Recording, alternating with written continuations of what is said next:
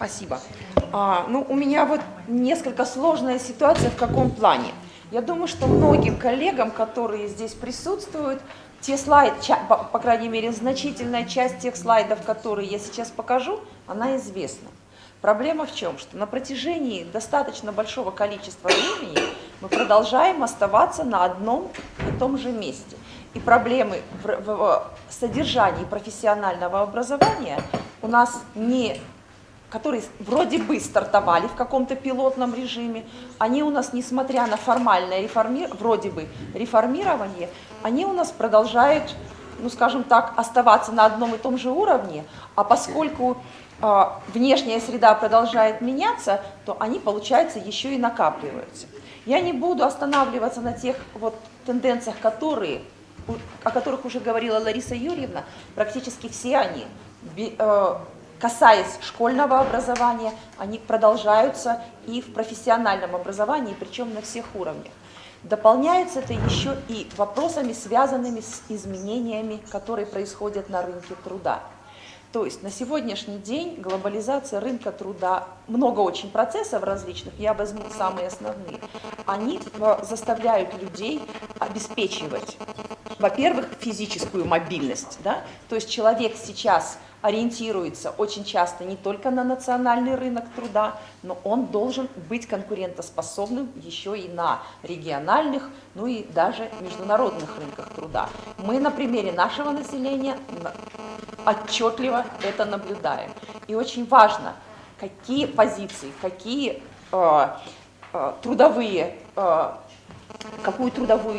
нишу на рынке труда могут занимать те граждане, которых мы обучаем.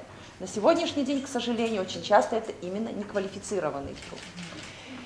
Второе, это то, что на сегодняшний день одна из основных, опять-таки, проблем, это то, что на сегодняшний день, я думаю, что 90% людей, которые здесь присутствуют, они на собственном опыте это знают, меняется ваша профессиональная деятельность в течение жизни.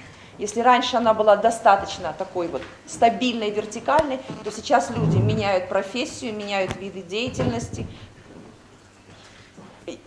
Я думаю, что практически каждый даже уже на себе это ощутил.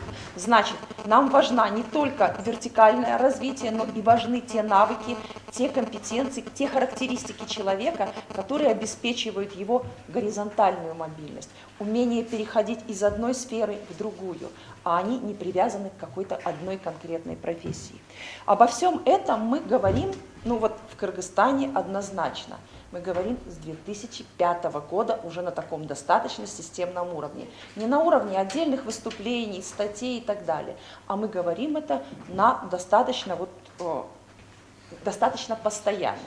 И именно с 2005 года у нас стартовали реформы, которые касаются содержания, структуры и некоторых технологий, которые касаются профессионального образования. В первую очередь высшего, потому что высшее образование являлось некоторым локомотивом в этой области, в области реформ профессионального образования.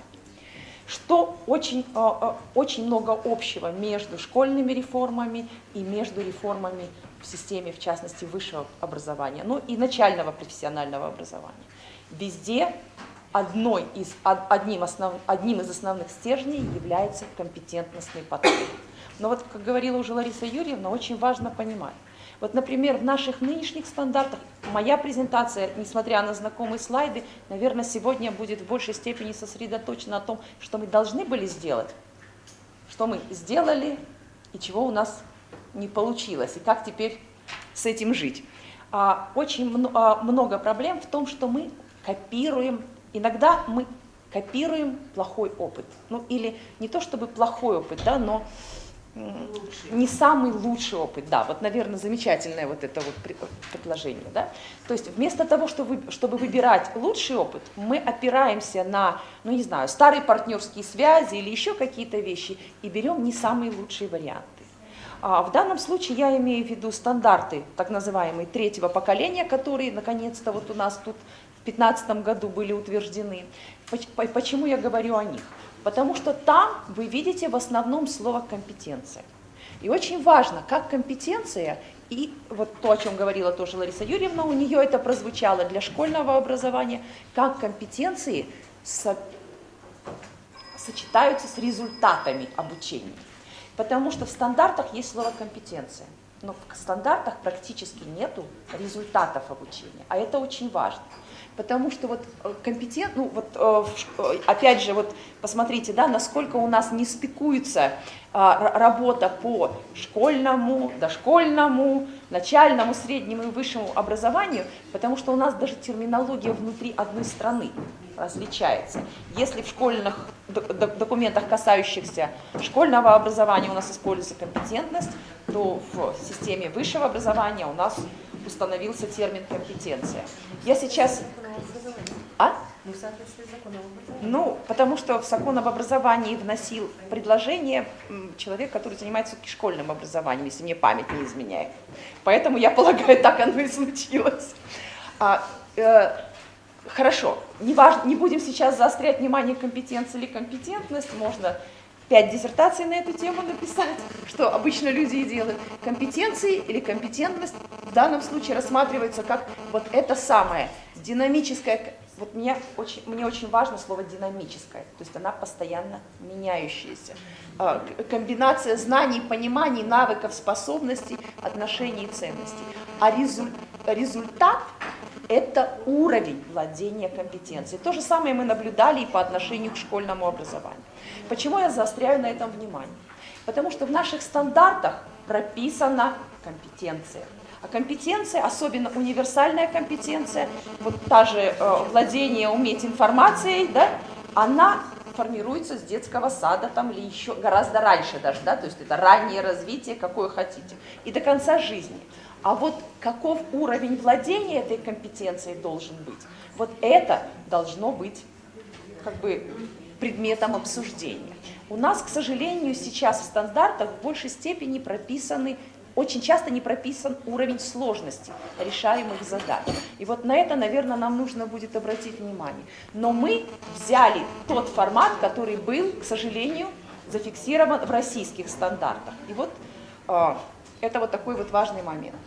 Вообще, на самом деле, когда разрабатывались стандарты последние, так называемые стандарты третьего поколения, стоял вопрос, а что в профессиональных стандартах должно быть, собственно говоря, целью стандартизации? Потому что в предыдущий период целью стандартизации мы стандартизировали процесс. То есть, какой предмет преподаватель должен прочитать, какие дидактические единицы он должен пройти. И несмотря на то, что там формально была квалификационная характеристика, любая комиссия, аттестационная, какая-то еще, она в первую очередь проверяла в рабочей программе наличие дидактических единиц. То есть есть ли какие-то темы, которые нужно пройти по истории Кыргызстана, по кыргызскому языку, по русскому языку, или там по экономике, или еще почему. То есть стандартизировался процесс. Я думаю, что большим шагом была попытка перейти от стандартизации процессов к стандартизации результатов. Но случилась ли она? Почему я говорю, случилась ли она или не случилась? Дело в том, что сама структура стандарта на сегодняшний день представляет собой некоторый симбиоз такой. По идее, мы должны были остановиться на том, что мы должны стандартизировать результаты обучения. Вот замечательная, на мой взгляд, очень хорошая такая картинка, которая показывает соотношение результатов обучения и компетенций. Здесь она нарисована на 3 уровня: бакалавриат, магистратуру и PhD. Но, на мой взгляд, она прекрасно может быть расширена, начиная от дошкольного образования. То есть компетенции, которые будут расти с самого низа и до самого конца нашей жизни. Есть компетенции, которые, особенно профессиональные, которые будут прибавляться на разных уровнях и тоже продолжать каким-то образом развиваться.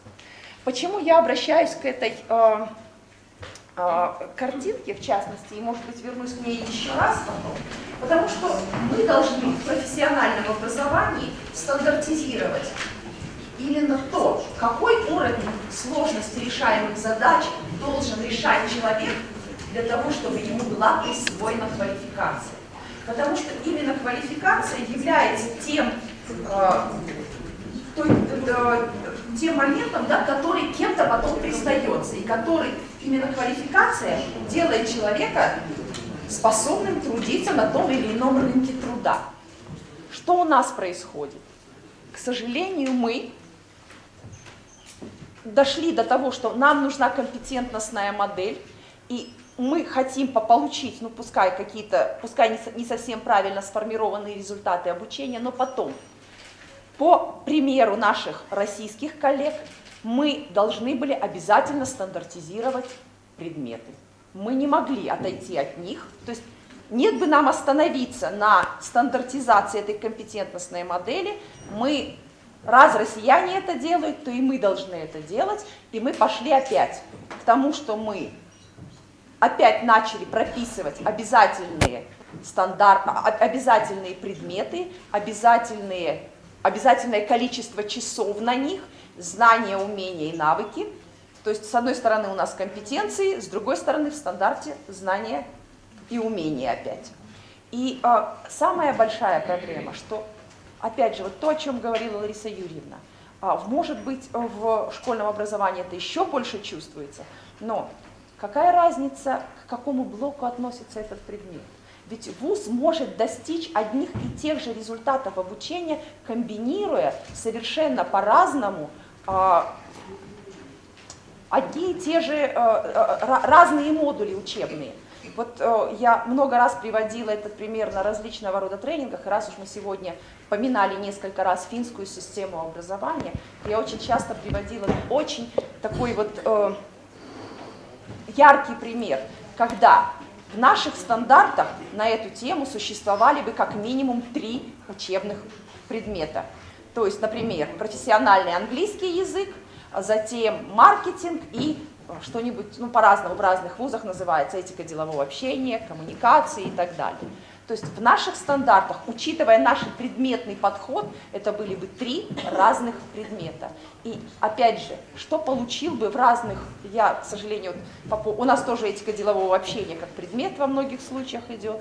И студенты замечательно сдают этот предмет, вопрос в том, умеют ли они это потом применять. Наблюдаю, в 90% случаев нет, не умеют, но оценка получена. То есть вроде бы результаты обучения достигнуты. Что делают финны? Они, например, из этих 3 предметов делают один модуль. Проблемное обучение, которое и нашими педагогами теоретически изучено, и куча работ на этом исследовательских защищена. Формулируется проблема по маркетингу, и студенты работают над ее решением.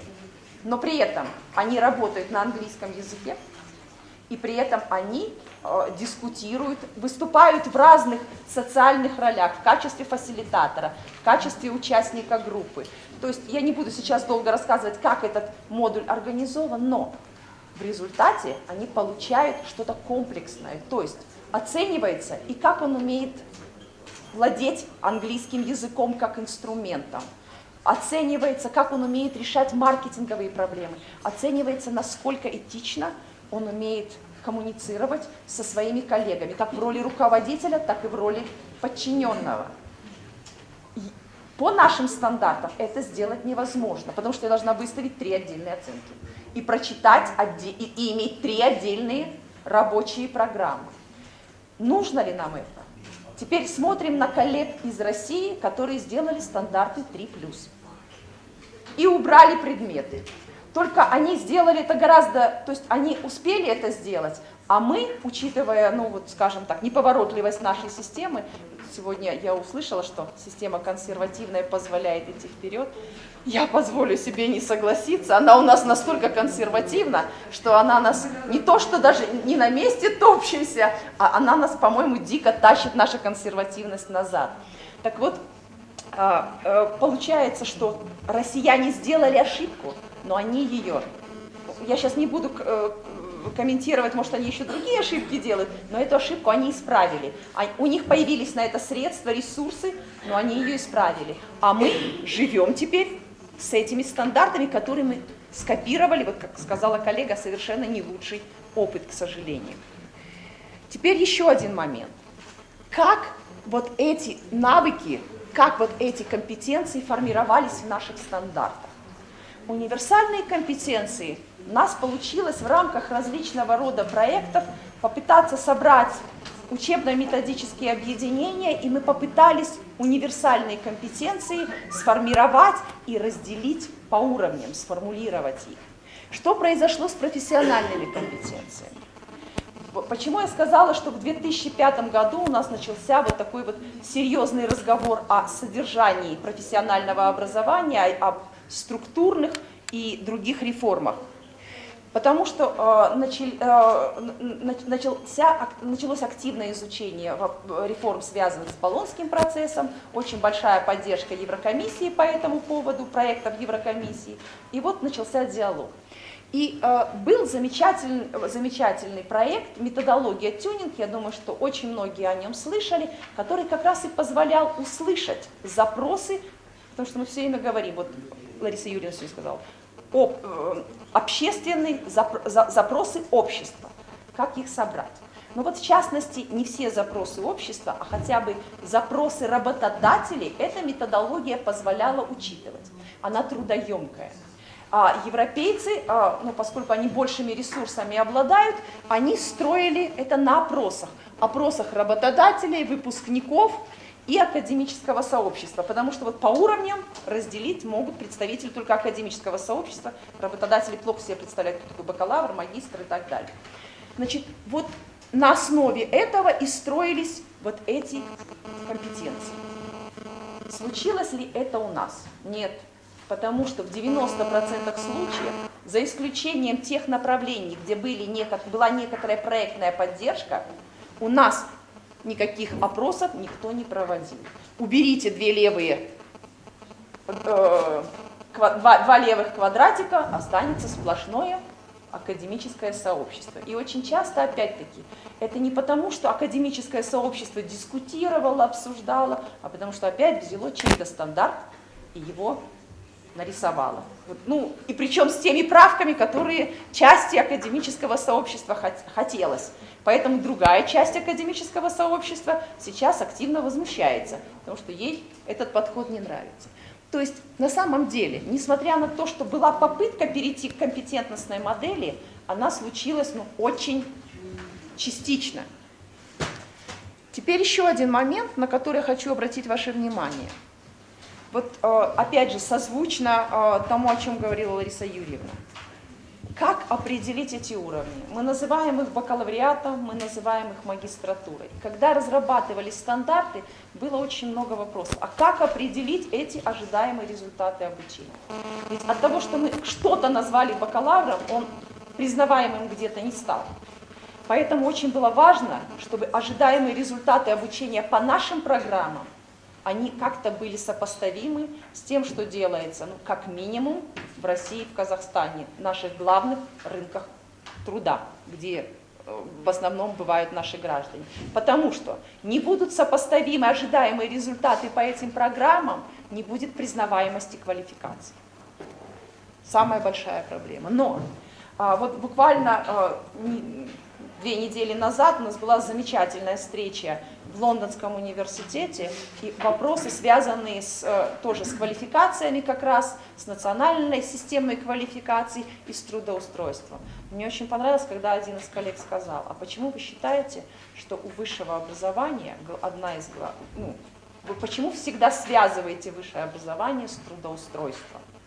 Да, это очень важная функция, подготовка человека к рынку труда. Но это еще и очень важный инструмент развития, саморазвития человека. И учитываем ли мы это в своих программах и это в своих моделях? К сожалению, очень часто мы говорим только о трудоустройстве. И вот поэтому, когда я говорила о модели тюнинг, она в большей степени, конечно, ориентирована на изучение потребностей рынка труда. Но далеко не всегда учитывает именно те характеристики, которые нужны человеку для развития. Так вот, опять же, когда формулируют европейцы свои требования к образовательным программам, бакалавриата, магистратуры и PhD, они говорят, что должны учитываться оба направления. То есть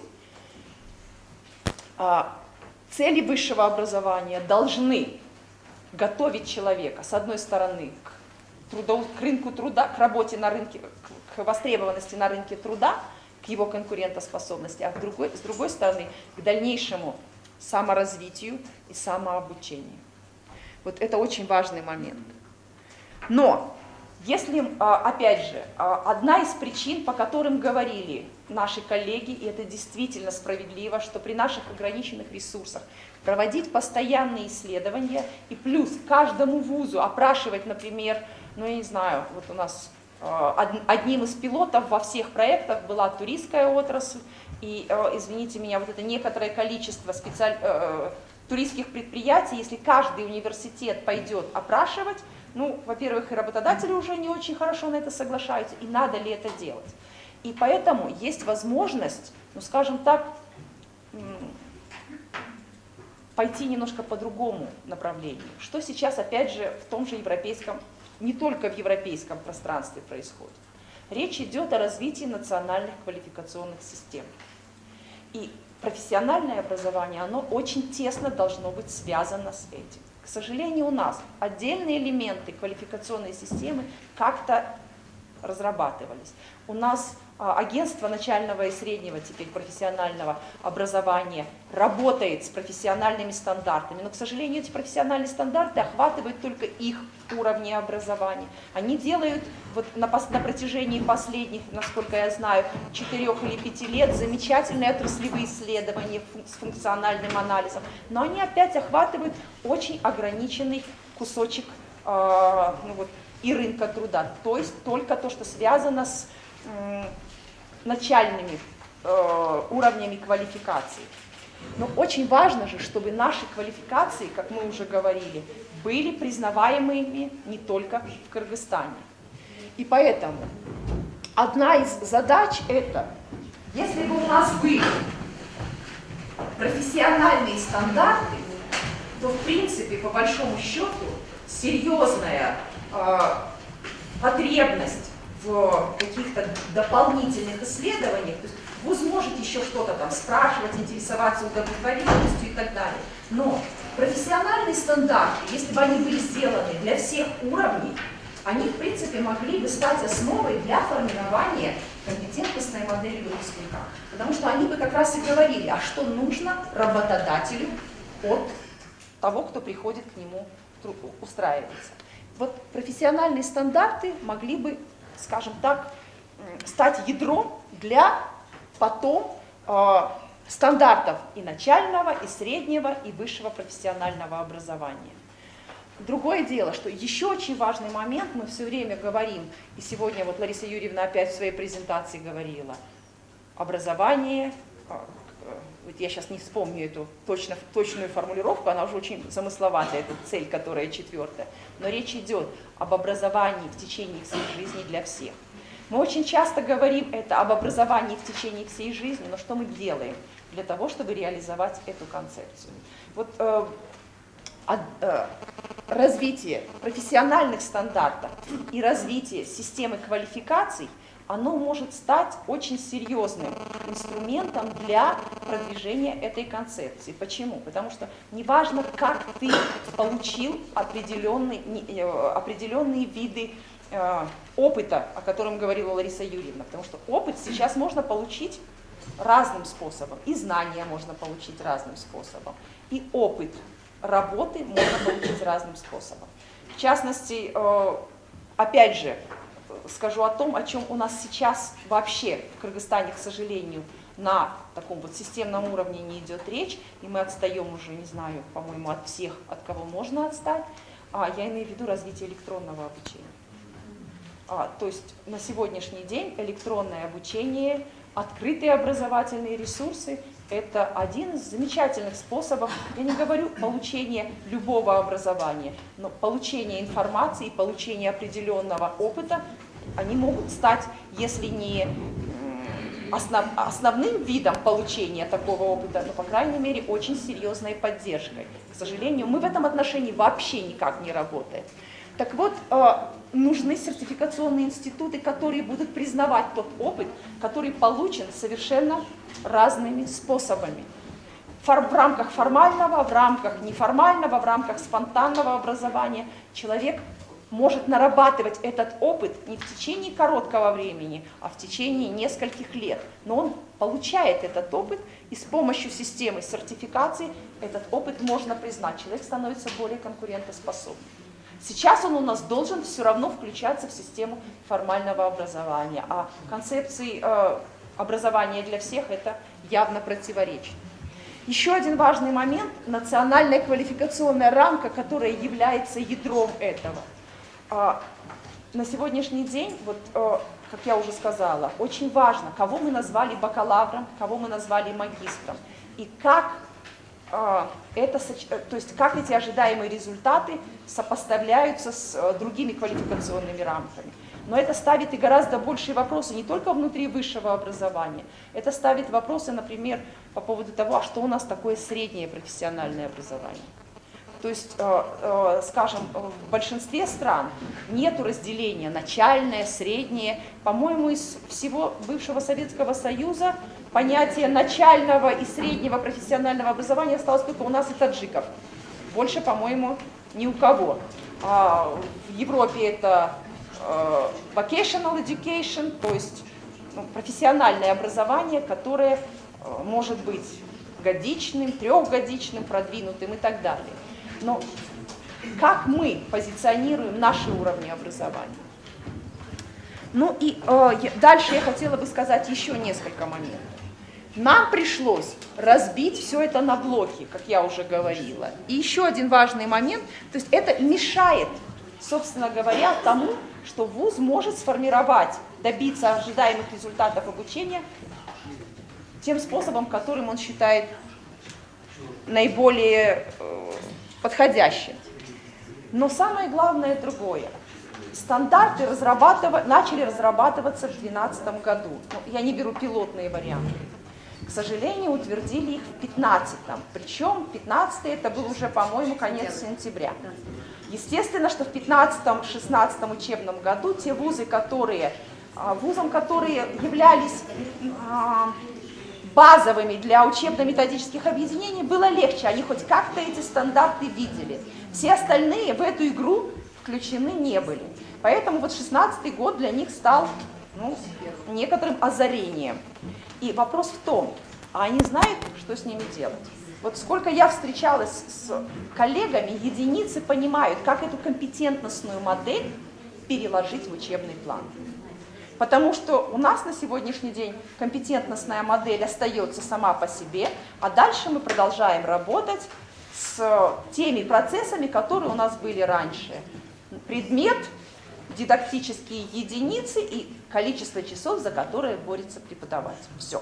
То есть на самом деле, почему я и сказала, что слайды на протяжении 5 или 6 лет, не дай бог, они у нас еще на протяжении 5 лет остаются, к сожалению, неизменными. Это огромная проблема. Хотя на самом деле целый ряд инструментов, различного рода матрицы, которые мы показывали, как это можно делать, они в принципе есть.